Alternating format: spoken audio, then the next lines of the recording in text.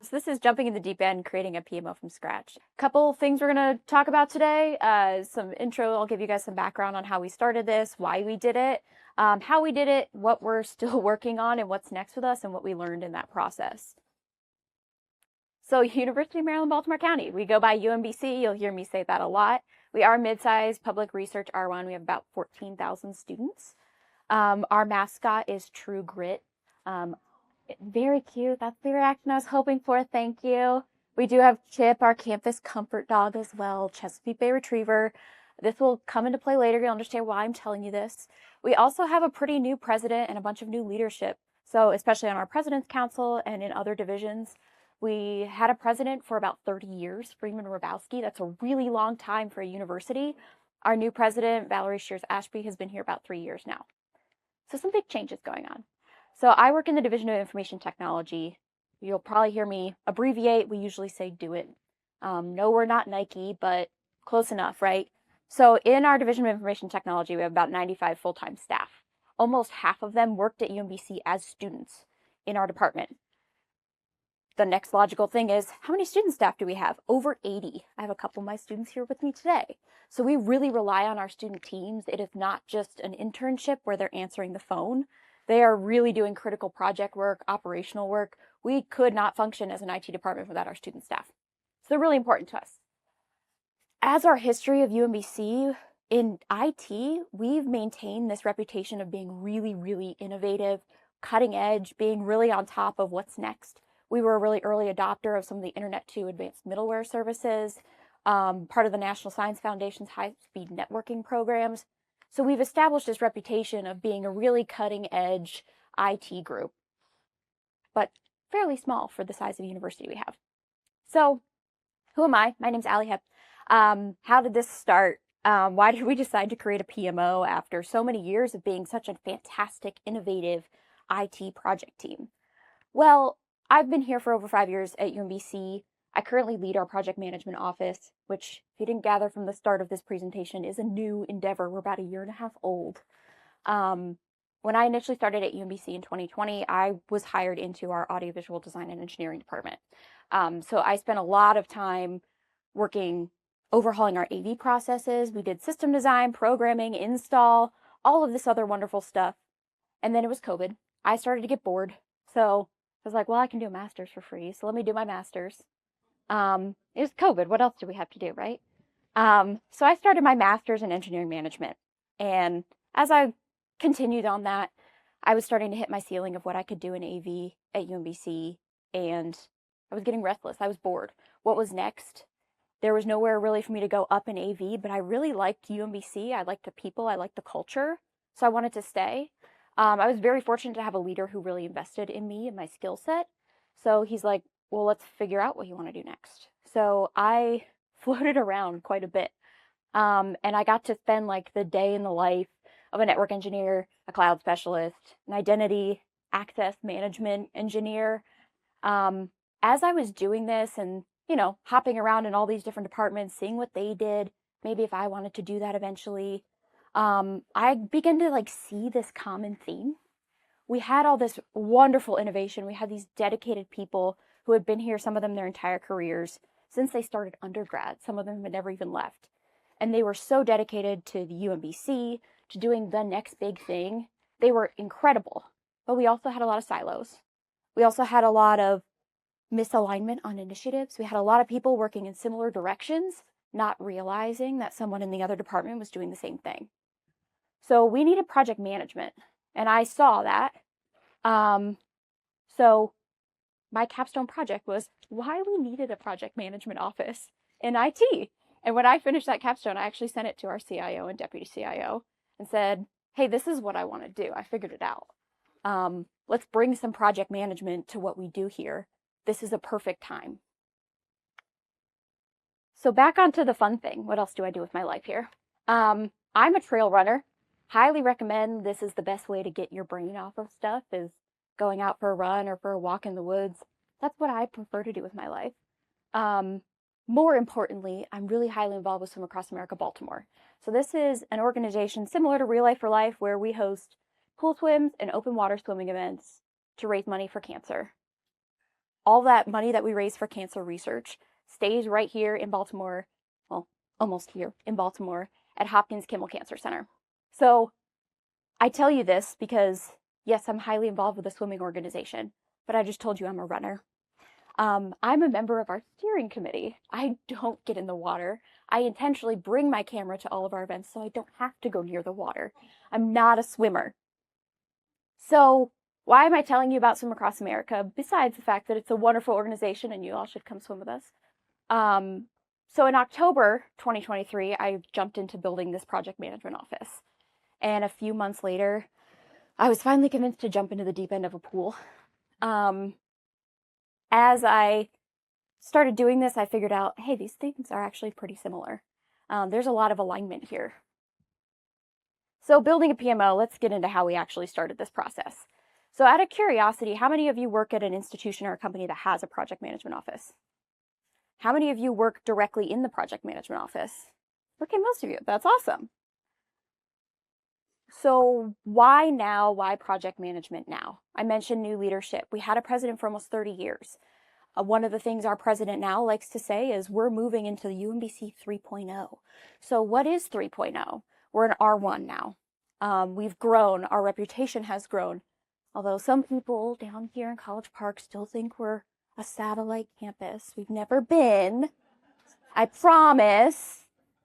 So we have a lot of new leadership. We've grown pretty extravagantly over the past, 20, 30 years. I mentioned true grit because one of the things that we always like to say is, oh, we can get it done with grit and greatness. And you can do that. It worked really, really well. I mean, it still works really, really well. We still do a number of wonderful things. And we got really good at doing these amazing, innovative things and staying cutting edge with IT, with the resources we had, the tools we had, and the people we have, because we had these incredible people who were really committed to us. But times have changed. We're no longer a startup, another phrase our president likes to say a lot. We needed more procedure. We needed to be able to tell people what we were doing, why we were doing it, when we were doing it. But the important thing here to remember was that we tried this before. So we had tried to do project management in the past, and it never stuck in IT. So we had tried to do this, and it didn't work. So I was thrown into this position. I'd been here for 4 or 5 years at this point. So I knew some people. I'd spent around this day in the life. So how I started this process was quite literally going around and listening to people. I didn't have much of an agenda. I just had some questions I wanted to ask. So I talked to so many people in the first few weeks. It was exhausting. I had this gigantic page of notes. Everybody had different things. Everybody had different opinions. A lot of people didn't value project management because they'd worked without it for a very long time. They're like, it's going to stop me. It's going to hold me back. I don't want to have to track my hours. That's ridiculous. So I talked to everybody. I talked to our leadership team. I talked to our CIO. I talked to directors, associate directors, managers. I also made a really concentrated effort to talk to the engineers and the specialists and coordinators who were actually doing the project work in most cases. What did they need? I even talked to people who had left our university, who had been some of the ones trying to implement project management in the past, who ended up leaving because it didn't work. I talked around campus. I talked to some of our division partners. I talked to other people on campus, and I talked to a lot of folks in higher ed, project management offices in different ways.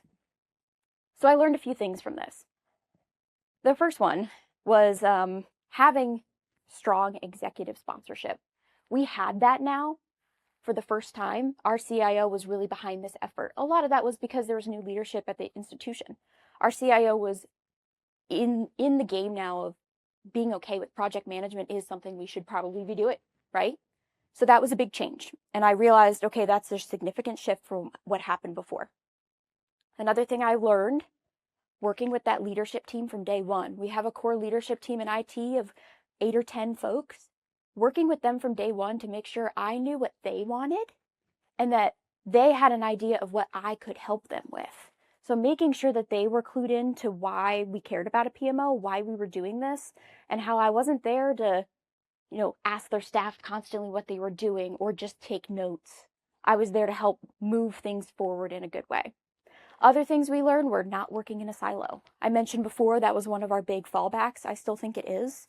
A couple of the times we tried project management before, we stuck it in one department and said, okay, we'll perfect it here. We'll get project management perfect, and then we'll give it to the rest of the division. Well, those of you that work in IT know that IT is a huge range. Like infrastructure, does that mean physical? Does that mean cloud? Does that mean network? Like projects are so different regardless of where you are in IT. So you can't create a model in one very specific functional group and expect it to apply everywhere automatically. The other thing I learned was staying away from the hot button topics that would immediately put that sour taste in people's mouths. For us, the big one was time tracking. No one wanted to do it. People who had been here 20, 30 years see me and they're like, you're going to tell me to track my hours of how I'm doing this, my work? Like, absolutely not. So we stayed away from that. We are not doing time tracking. I know a lot of people value it. I certainly see the benefits, but right now we're going to stay away from it. So the first takeaway here is literally listen and learn. So paying attention to what people want, paying attention to what they need, not just at the leadership level, but also the folks who are working on the projects, because you have to get buy-in from everybody, not just your leadership team.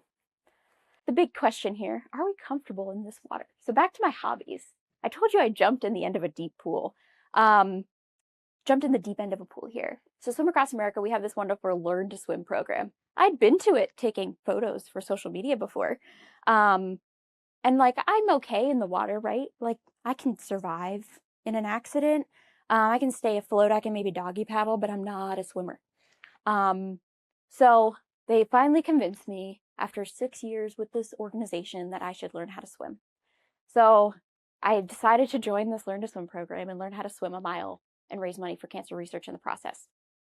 So I showed up on the second week, of course, because I missed the first one. I was like, I'm a runner. I have like some basic coordination. I have some basic athletic abilities. Like, I'll pick this up quick, right? And I should mention that our Learn to Swim program I was the youngest one.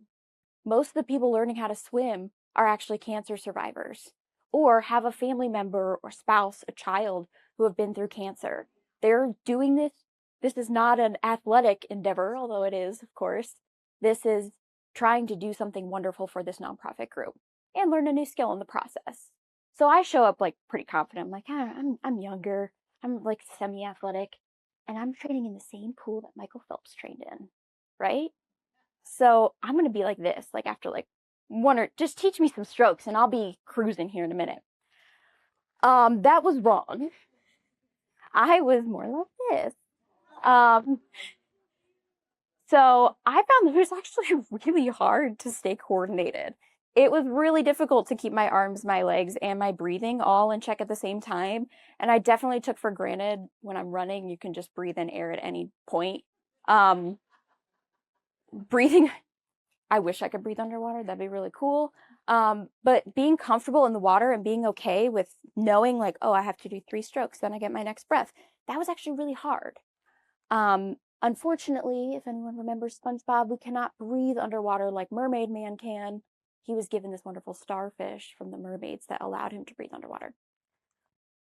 So the next important thing here was getting comfortable in the water and in project management. We all had to know what we were doing and be okay with it. Everyone had to be on the same page of why we were doing project management, what was the benefit, what value did we think we were going to see from this, and why we were doing it now. So I work with a lot of people who have been here for a really long time, 20 or 30 years. They had been doing their jobs wonderfully, incredibly for that long. And now I was coming in and asking them to change it. So doing that change management was a really big part of this. And some of that was literally getting everyone on the same page of what's a project. What do we care about tracking? I don't care about your hours. I don't care how long it takes you to do a task. But let's actually have an idea of what we're doing before we just jump in and try to figure stuff out. What are we trying to achieve? So building this office wasn't going to do us any good unless we understood why and what we were doing it for. My swimming environment was the Coppermine Meadowbrook Pool in Mount Washington, Baltimore. I had to be comfortable in this water because I had to swim a mile in it. So I had to figure out how to be okay with that. And same with project management. I had to know my division of IT. I had to know my people. I had to be okay with everything that was happening and make sure that everyone else was okay. So my second thing here is knowing your environment, literally being comfortable in the water. So once I knew Where others were, I could adjust, whether it was showing them project management isn't a punitive measure, or saying, I'm here to help you with more than just taking notes, and emailing you saying, hey, what's the update on this? I can help. Let me help. So many of us are project managers. I needed to plan to build the project management office. So I started making this huge to-do list. There was a lot of stuff on it. It kept growing. My leadership had a lot of priorities. The biggest one being we have a bunch of projects that are in process right now that we need to get a handle on. They're going off the rails. We need to figure out what's going on. Keep in mind, a lot of the people that were leading these were our VPs. So I had this giant to-do list. How do I start? Where do I start with all of this? So I put on my agile mindset hat and said, we'll just build each piece and slap it on this plane, and we'll keep building it as we go, right? We'll get a perfect little wing, we'll put it on, and then it'll automatically work with everything else. It'll be wonderful. So we're building this plane as we're flying it, right? So at the same time, as I'm learning to swim, I was trying to time my breaths while I was swimming and make sure my arms stayed right and my legs stayed right. And I quickly figured out that I couldn't just perfect one thing. I had to do it all kind of together. So there was no one to hold me out of the water and let me just move my arms or just my legs. And sure, like you can practice with a kickboard on the side of the pool, make sure you're moving the right way, but you can't really do it step by step. You have to do this continuous delivery process of doing a little bit of everything, because as you're moving your legs, you can't really get the full experience unless you actually try to swim a lap. And then you have to remember to breathe at the same time.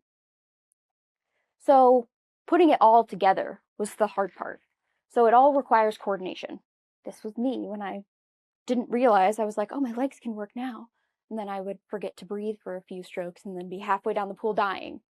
So it requires coordination, just like building that project management office. But you couldn't really have one perfect piece. You can't get those definitions perfect.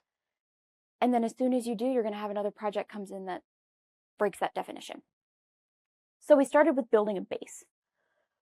I started working with the owners of these strategic projects that were going off the rails, that needed to be fixed, created. I thought this was the easiest place to start, right?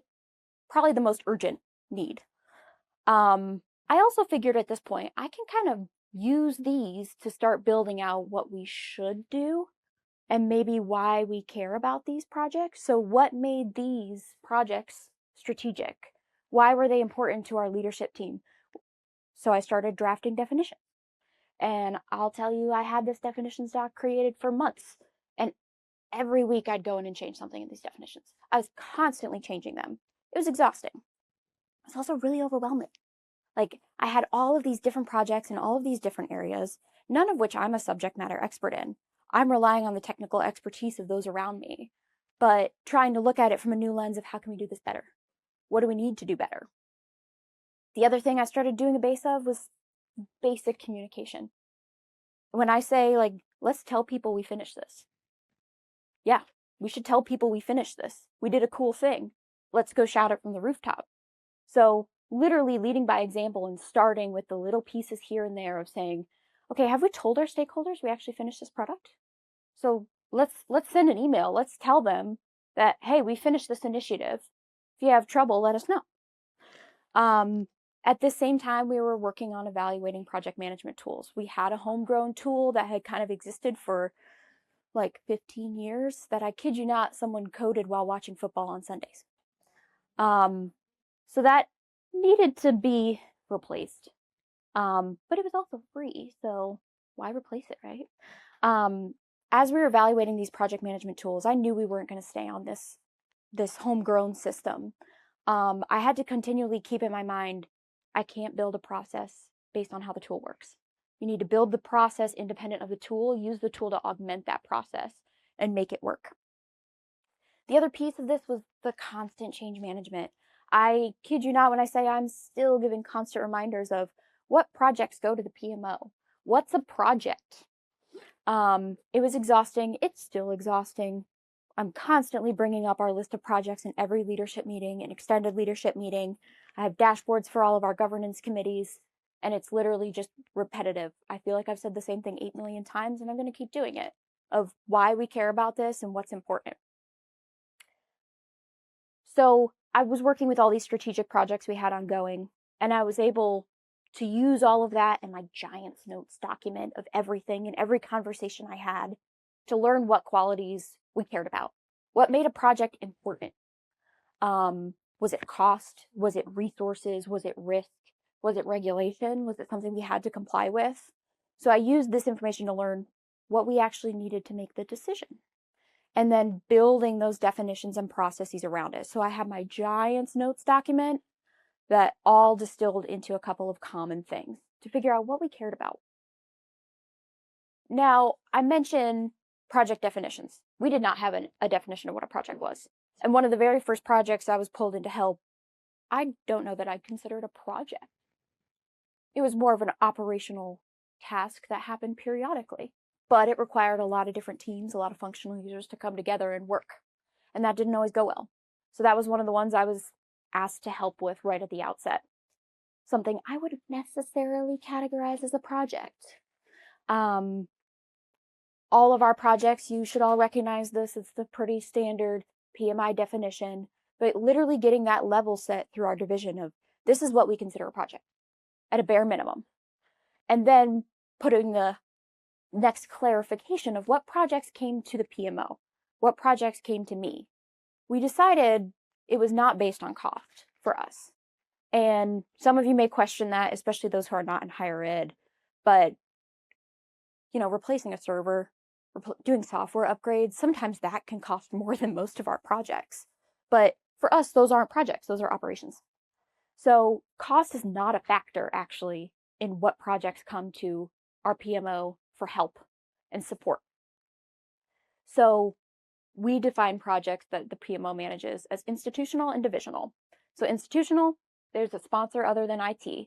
When enrollment management comes and says, hey, we really want this new software that's going to overhaul our advising experience for students. Great, that's going to be a lot of effort on our student administration side, on our PeopleSoft team. Great, huge student involvement, big campus impact. Yes, that's an institutional initiative. Divisional, we figured out the pieces we cared about were mostly those projects that were involving different departments because they work in silos, remember? So those projects that had 2 or more IT departments working together, we cared about making sure those were taken care of and those continued to move forward. We also put in the caveat, those projects that have a huge impact to campus. My ongoing example is we replaced all of our phones on campus.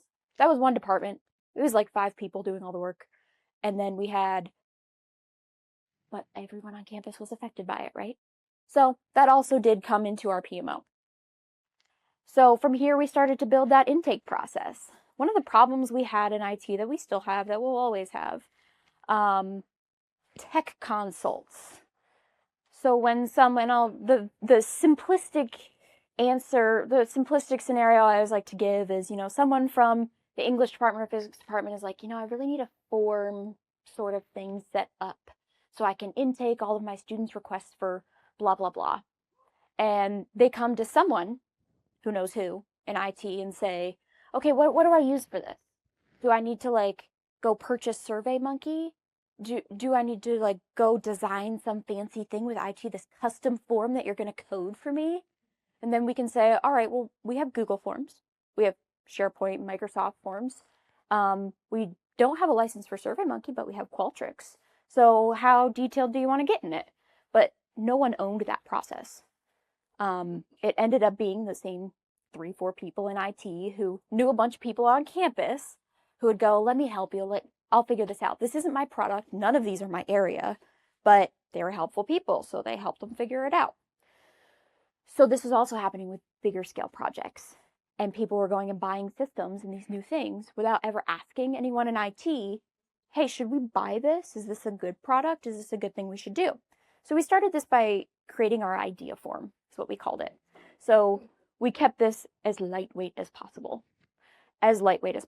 So the idea form is, you have a cool idea for your department.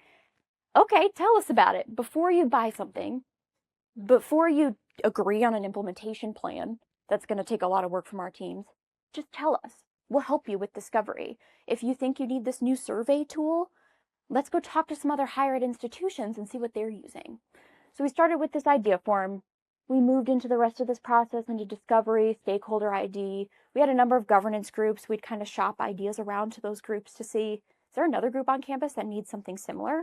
Should we combine this into one big process? From here, we'd create that proposal, an actual, really, this is a charter, but we're calling it a proposal. And then we'd go get approval from our CIO, whatever other division heads were involved, and then we'd actually start the project. So I mentioned governance very briefly. We did not actually create a project governance committee. We had a number of campus committees. We have so many committees. Join us in higher ed. We have a lot of committee meetings. But as you can imagine, higher ed, we have a bunch of really niche things. We have a ton of people on campus in different stakeholder groups. So we had a number of these groups already set up. One of the big ones for us is Campus Systems Executive Committee. We call it CSEC. And when I say campus systems, I mean our ERP and our student administration systems primarily. So they actually had a process for a business case. So whenever a group on campus wanted a new piece of software that was going to integrate with our student administration system or integrate with our ERP in some way, they would put in this business case to this committee. It would get reviewed by the committee. And then if the committee agreed, it could move forward, right? So we replaced this with our project proposal process. And we brought the same idea to our other committees that we had. We have a number of other committees. So instead of creating a project governance committee that was going to require most of the people that already sit on these committees, we chose to use the existing ones we had.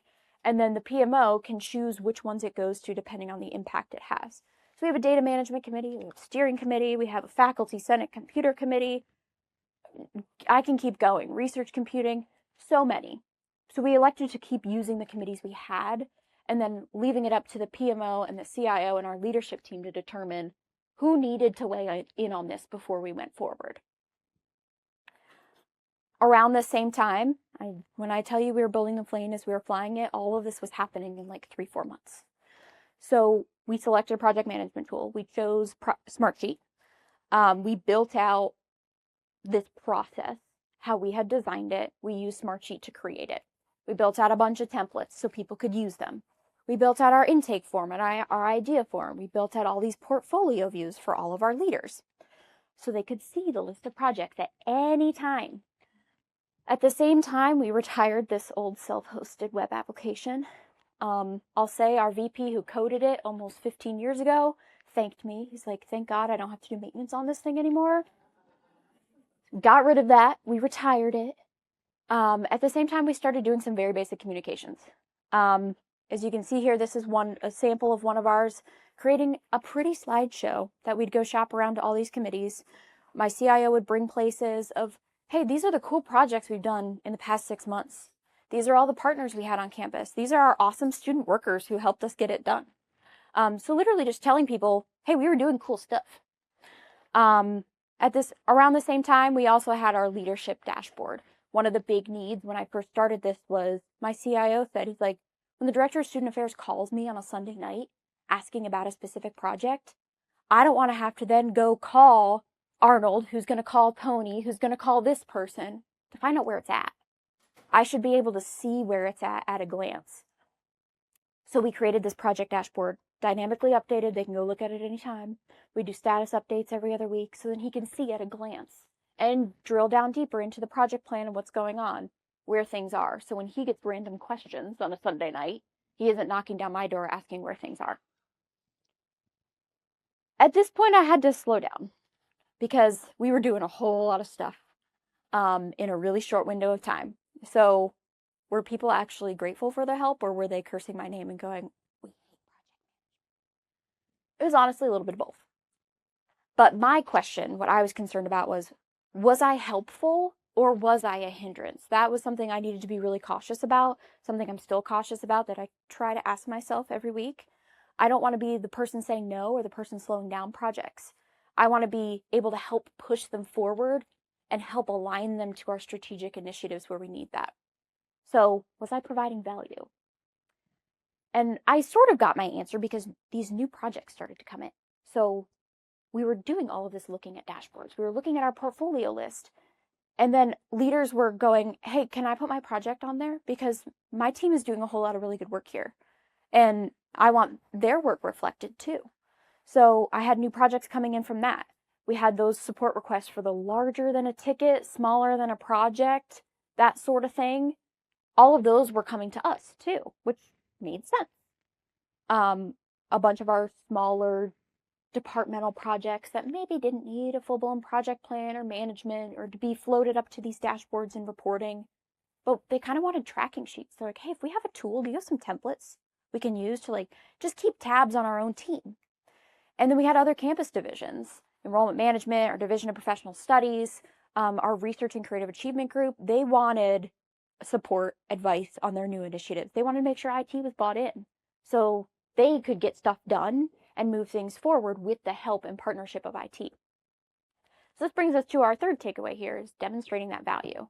So all along I was saying I need to be helpful, not a hindrance. I didn't want to be the office of, no, maybe later. We'll put it in the backlog. That's not what I wanted to do. I wanted to help solve problems. So at this point, I could tell we were starting to demonstrate the value. We were starting. And I think we still are on that path. So what's next for our PMO? We have a lot of things continually going on. We have kind of the basic structure built out, but we're still working on maturing that. Our PMO is now 1.5 years old, which is still really young.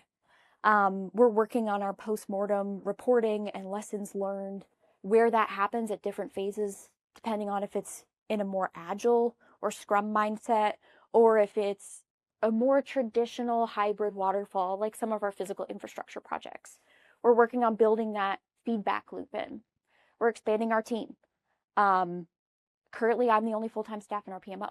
We have another person coming now too. I have some wonderful graduate assistants that really help us get this work done. We're advertising our idea form. So we still will always have the issue of, hey, this group on campus went and bought this new software and they want us to implement it next week. They just invited me to a kickoff meeting. That's going to keep happening. We know it's going to, but how can we help get ahead of it before they go buy something? Especially before they go buy something that we know from partner institutions that they hate this product. When we could put the brakes on and figure out what the better solution is. We're continuing to develop our project management tool. We're constantly working up more definitions and processes and standards and artifacts. We're also working on developing our capabilities for that business analyst. So the smaller than a project, larger than a ticket. When somebody needs to know what kind of form software can they use, we're hoping our office can help provide with some of those things. So closing the loop here, we have this project intake process. We do through the execution, and we have that post-mortem and lessons learned. And depending on whether or not we're agile or we're waterfall or we're hybrid or whatever we are, these loop back and forth. We all know that. So we're closing that loop and trying to build in the feedback so we know how we're handling projects and we're making sure that we're getting that feedback to know that we're helpful or a hindrance. Back to my swimming. In September, I successfully did swim my mile and raised over $1,000 for cancer research at our largest pool swim in Baltimore. And I'll say we do have pool swims down this way as well if you are from the area. So closing back here, what did we learn? There were 3 takeaways. We had listen and learn. So know your folks. Make sure you're listening to everybody, whether they're at leadership or whether they're actually doing the project work. Knowing your environment and being comfortable in the water. So making sure you know, oh, hey, time tracking is not going to go over here. We have a lot of people who have been here for way too long for that. Okay, cool, noted, got it. And I had a number of folks that had this very bad view of project management. Learning how to correct that and even overcorrect that into where project management isn't bad, I promise. And then making sure you're demonstrating value as you continue to move forward. So I'll say it again, not be a hindrance, but be helpful. So continuing to demonstrate that value so the PMO doesn't become something that's, oh, well, we'll talk to them when we have more done because we don't want them to slow our process down. Most importantly, anybody can learn how to swim. Thanks for watching. Check out our website, pm.umd.edu umbright.edu for incredible free professional development opportunities. There, you can find courses, events, articles, and more. And don't forget to subscribe, like, and share this video with someone who might like it, because learning grows when we make it a conversation. See you in the next one.